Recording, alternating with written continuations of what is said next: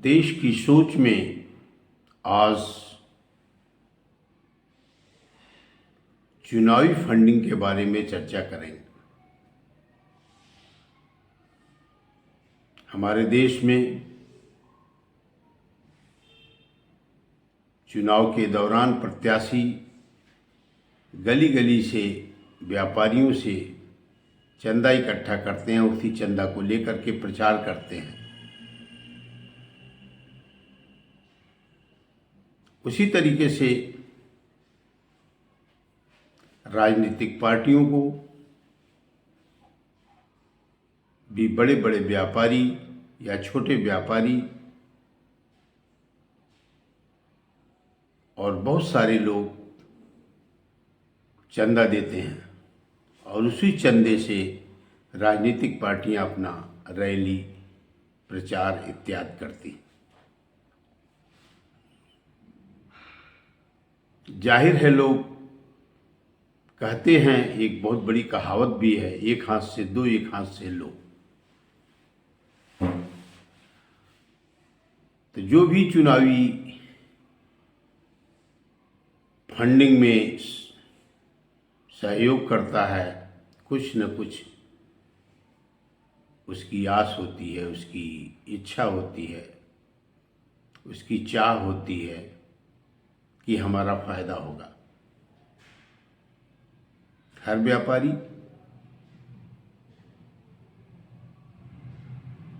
राजनीतिक पार्टियों को चंदा देता है तो कुछ न कुछ फायदा लेने की कोशिश करता है। वो फायदा किस रूप में होता है? जैसे अगर कोई छोटा व्यापारी किसी प्रत्याशी को चंदा दे रहा है तो इस लालच में दे रहा है कि प्रत्याशी जीतेगा तो कुछ न कुछ हमारा काम करेगा, फंडिंग करेगा, प्रचार करेगा, या हमारे सामने की इंफ्रास्ट्रक्चर, रोड, नाली इत्यादि को बनाने में सहायक होगा, या हमारी दुकान, हमारी शोरूम पर कोई आपत्ति आएगी उसमें सहायता करेगा। ऐसा उसके दिल में इच्छा जाहिर होती होगी। ठीक उसी प्रकार से जब राजनीतिक पार्टियों को बड़े बड़े व्यापारी अपने लाभांश का कुछ अंश दान देते हैं, चंदा देते हैं, तो वह भी इच्छा जाहिर करते हैं, उनके अंदर भी जिज्ञासा पैदा होती है कि हम अपने व्यापार में कुछ बढ़ोतरी कराएंगे, कुछ फायदा लेंगे, और लेते भी हैं। लेकिन हमारे देश में हर चीज की पारदर्शिता है। हमेशा से समाज सेवक, हमेशा से नेतागण यह लड़ाई लड़ते आए हैं कि हर चीज पारदर्शी होना जरूरी है। उसी तरीके से चुनावी फंडिंग, चुनाव का पैसा, राजनीतिक पार्टियों को मिला हुआ धन को भी पारदर्शी बनाना नितांत आवश्यक है। कहावत है, एक हाथ से दो, एक हाथ से लो। कहने का मतलब दान देने वाला और दान लेने वाला दोनों एक दूसरे के पूरक हैं। दान लेने वाले की भी जरूरत है, दान देने वाले की भी जरूरत होती है, और होना भी चाहिए। अगर कोई दान दे रहा है और उसका दान का सदुपयोग हो रहा है, तो अगर उसका कुछ फायदा हो जिससे जनता का नुकसान न हो तो बुरी बात क्या है? अच्छी बात है। लेकिन अगर उसका फायदा होता है और जनता का नुकसान होता है तो अच्छी बात नहीं है। वह देश के लिए घातक है। इसी तरीके से गोपनीय दान, जब आप मंदिर में, मस्जिद में, गुरुद्वारा में, किसी भी धार्मिक जगह में कहीं भी आप गोपनीय दान देते हैं तो दान लेने वाले को पता नहीं होता कौन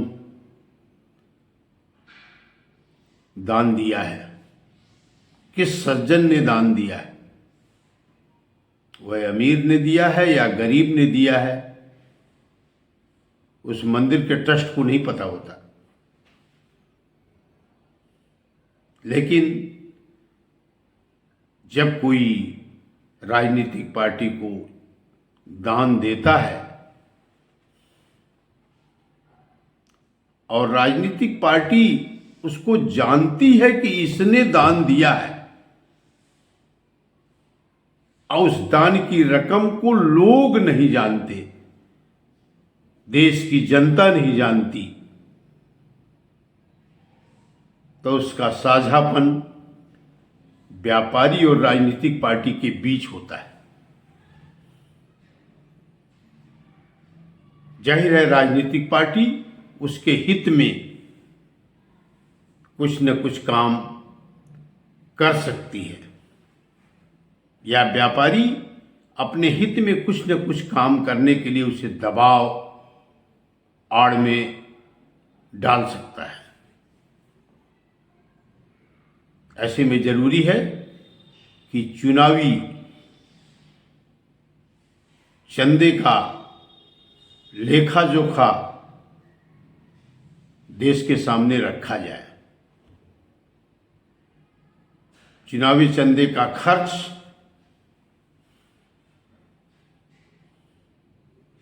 राजनीतिक पार्टियों का खर्च यूपीआई से, बैंक ट्रांसफर से, बैंक ड्राफ्ट से ही किया जाए, जिससे कालाबाजारी और भ्रष्टाचार रोका जा सके। साथियों,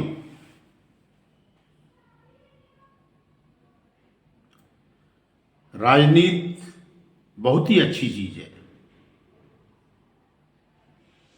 लेकिन राजनीति में जाने के बाद अगर लोग देश के लिए सोचें, देश के लोग के लिए सोचें, लोगों के हित के लिए सोचें, तभी वो लोगों के लिए अच्छे बने रहेंगे। अगर आपका विचार, आपका ध्यान देश के असहाय लोगों के ऊपर रहेगा, देश के गरीब लोगों के ऊपर रहेगा, तो जाहिर है आप चंदे का सदुपयोग करेंगे।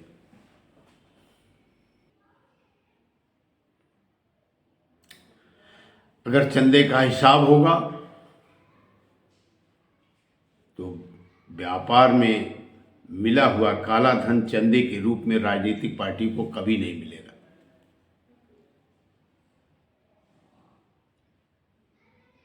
मेरे विचार से किसी भी राजनीतिक पार्टियों के चंदे का सीमा होनी चाहिए।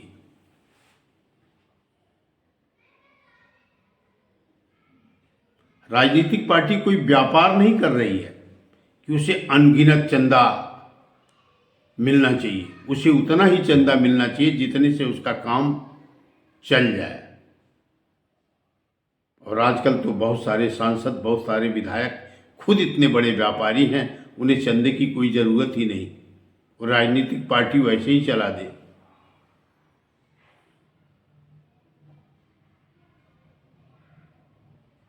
तो अगर कोई भी व्यापारी 1 करोड़ से ज़्यादा चंदा दे रहा है तो उसके चंदे को समाचार पत्र में, न्यूज़ में, हर जगह प्रचारित होना चाहिए। उसे प्रचार में रखा जाना चाहिए कि इसने 1 करोड़ से ज़्यादा इस राजनीतिक पार्टी को चंदा दिया। जब वो प्रचार में रहेगा तो राजनीतिक पार्टी उसके हित में कोई ऐसा कदम नहीं उठाएगी जिससे गरीबों का अनबन हो।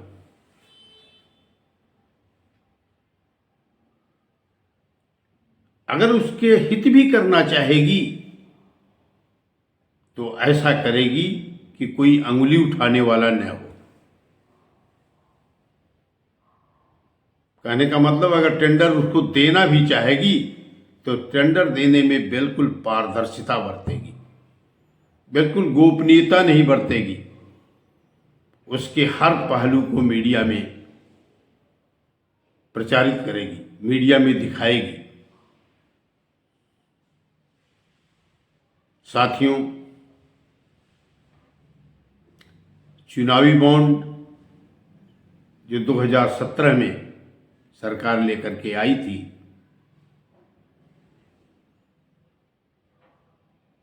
और सुप्रीम कोर्ट की 5 सदस्यों की खंडपीठ ने प्रधान न्यायाधीश की अध्यक्षता में उसे 15 फरवरी 2024 को असंवैधानिक बताया।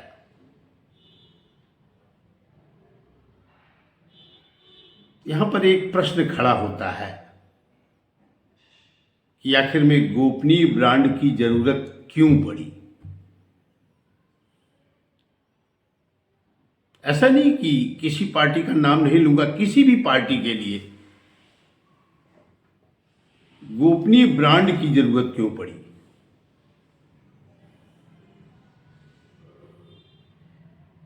अगर उसके पार्टी में धन आना था तो इस तरीके से आ जाता कि उसका पता ही नहीं चलता।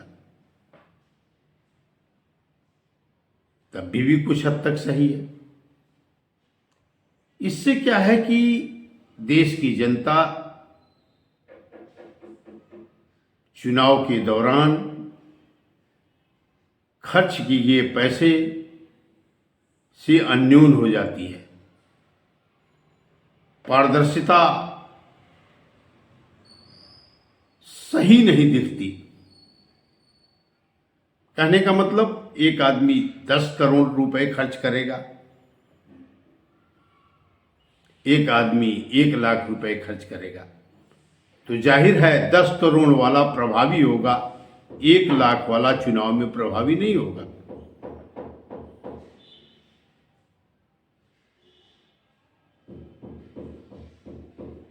जब व्यापारी एक लिमिट में चंदा देगा तो राजनीतिक पार्टियों के पास लिमिट में धन इकट्ठा होगा। वो प्रचार प्रसार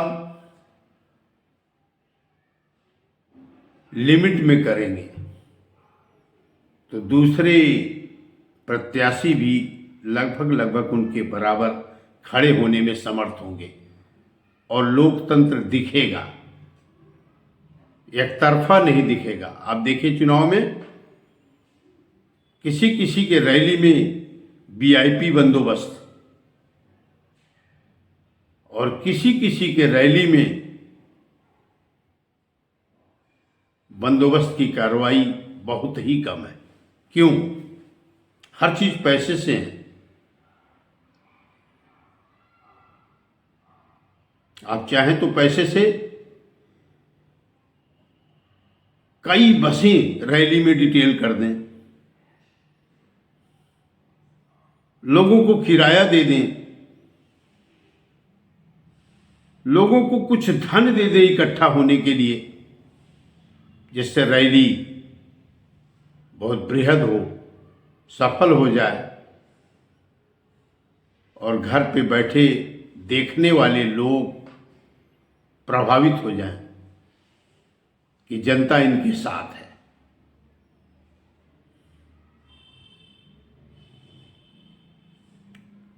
इस भ्रष्टाचार को रोकने के लिए, चुनावी फंडिंग रूपी भ्रष्टाचार को रोकने के लिए सरकार को कोई न कोई कदम उठाना चाहिए। मौजूदा सरकार सक्षम है कदम उठाने में।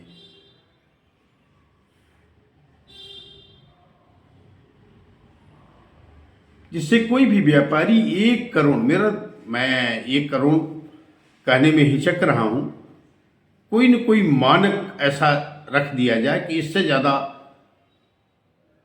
वह राजनीतिक पार्टी को 1 साल में चंदा नहीं देगा। उसकी मजबूरी है, जो चंदे के रूप में या दान के रूप में खर्च करना चाहता है वह बाकी धन असहाय में दे, उस एनजीओ पे दे जो असहाय लोगों के लिए स्वास्थ्य पर, शिक्षा पर या तकनीकी शिक्षा पर या किसी अच्छे कार्य में काम करती है, ऐसे एनजीओ को दे।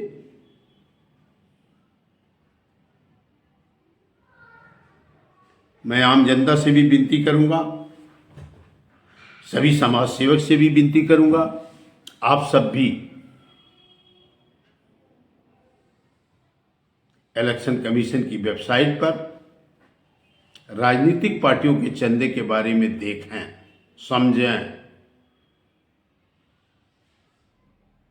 और लोगों को बताएं। इससे भी लोकतंत्र मजबूत होगा।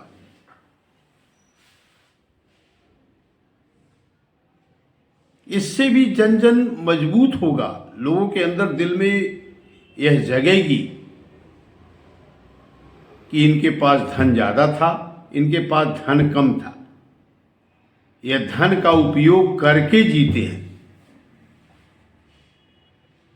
ऐसा कोई सबूत तो नहीं है, लेकिन आम लोग कहा करते हैं कि चुनाव इतना महंगा हो गया है कि आम आदमी लड़ ही नहीं सकता। जीतने का तो छोड़ दीजिए, आए चुनाव में आए दिन नोट की गड्डी पकड़ी जाती है। वो कहां से आती है? जब लेखा जोखा यूपीआई से होगा, जब लेखा जोखा बैंक ट्रांसफर से होगा, तो मोटा धन कभी किसी के पास निकल नहीं पाएगा।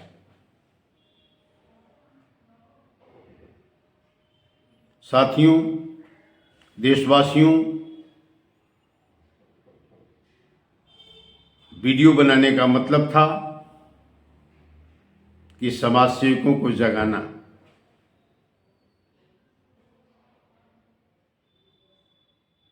कि चुनावी फंडिंग पर भी वो नजर रखें, जिससे आम आदमी, गरीब आदमी भी चुनाव में भाग ले सके। क्योंकि व्यापारी तो उसी को देगा धन, उसी की सहायता करेगा जिसके पास लाठी है, जिसके पास ताकत है, जो उसके लिए कुछ न कुछ कर सकता है। व्यापारी उसको कभी नहीं धन देगा। आप प्रत्याशी बनिए और आप जानना चाहिए कि हमें भी कोई बड़ा व्यापारी 2 लाख रुपए दे दे सांसदी लड़ने के लिए, जबकि आप बिल्कुल चर्चित आदमी हैं, फिर भी आपको वो नहीं देगा। वो बड़ी बड़ी राजनीतिक पार्टियां, कांग्रेस, बीजेपी, आम आदमी पार्टी, तृणमूल कांग्रेस पार्टी, इन सबको देगा।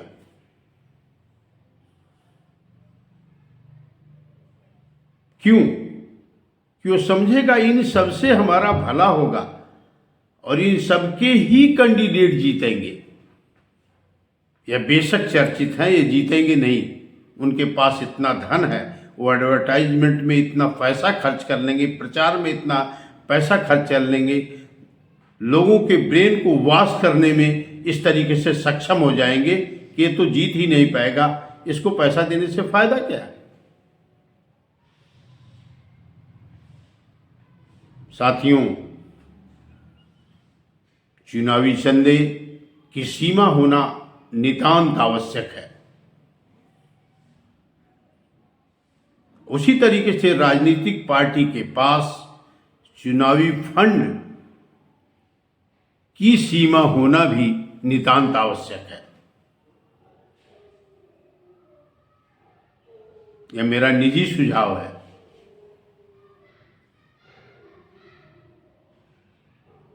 क्योंकि तमाम काला धन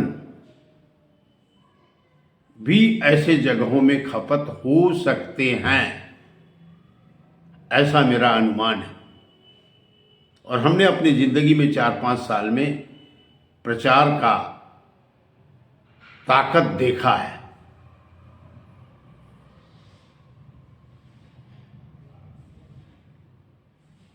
तो सारे समाज सेविक बंधुओं से विनती है, निवेदन है, अगर आपको यह वीडियो अच्छा लगता है तो आप लोगों को शेयर करें, इसे सब्सक्राइब करें, इसे प्रचारित करें। आपके सब्सक्राइब करने से, आपके शेयर करने से लोग इसे देखेंगे और जानेंगे कि चुनावी फंडिंग क्या है, इससे क्या फायदा है, क्या नुकसान है। इन्हीं शब्दों के साथ मैं आईसी तिवारी अपनी वाणी को विराम देता हूं। जय हिंद।